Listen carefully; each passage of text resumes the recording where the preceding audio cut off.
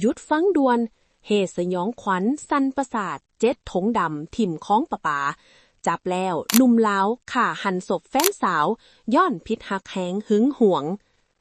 สบายดีท่านผู้ชมตอนนี้ท่านกำลังอยู่กับ SLV News นำเสนอข่าวด่วนที่สร้างความตื่นตกใจไปทั่วสังคมกับคดีฆาตกรรมอำพรางศพหญิงสาวชาวลาวอยู่นครหลวงบางกอกประเทศไทย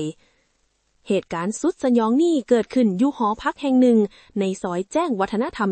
14 พบศพนางแฮมหญิงสาวชาวลาวอายุ20 ปีถูกฆ่าซ้ำและแยกส่วนบรรจุใส่ถุงดำ7 ถุงไปถิ่มกระจายตามแคมป์คลองประปาเขตนนทบุรีสิ้นส่วนที่พบมีทั้งส่วนหัวแขนขาและลำโตซึ่งสร้างความสลดใจอย่างยิ่ง